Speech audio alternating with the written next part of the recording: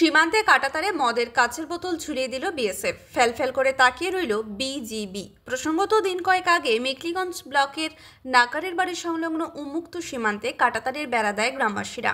সেই কাঁটাতারে এবার কাচের বোতল ঝুলিয়ে দিলেন বিএসএফ আধিকারিকেরা। কাঁটাতারের সুরক্ষার জন্যই এই বোতল ঝোলানো হয়েছে বলে বিএসএফ এবং স্থানীয় সূত্রে জানা গিয়েছে। স্থানীয় বাসিন্দারা বলেন, কেউ কাঁটাতার স্পর্শ করলে বোতল দুটির সংস্পর্শে শব্দ তৈরি হচ্ছে, তাতে বিএসএফ আগে থেকে সতর্ক হয়ে যাচ্ছে। সূত্রের খবর, নাকারের বাড়ি সংলগ্ন সীমান্তের 0 পয়েন্টে কাঁটাতারের বেড়া দিয়েছেন গ্রামবাসীরা। 0 পয়েন্ট থেকে প্রায় 150 গজ দূরে পাহারায় থাকে বিএসএফ। অন্য সীমান্তে 100 মিটার পরপর আলো লাগানো থাকলেও পরিকাঠামোর অভাবে এখানে আলো লাগানো সম্ভব হয়নি।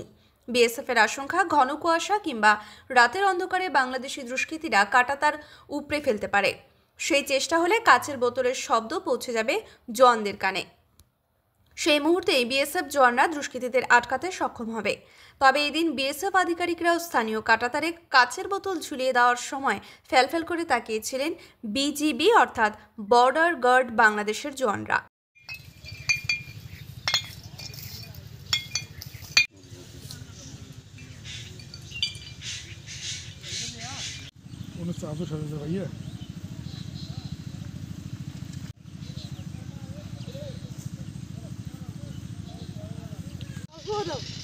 বেশিক্ষণ লাগবে না, স্যালানটা দেখাবো না।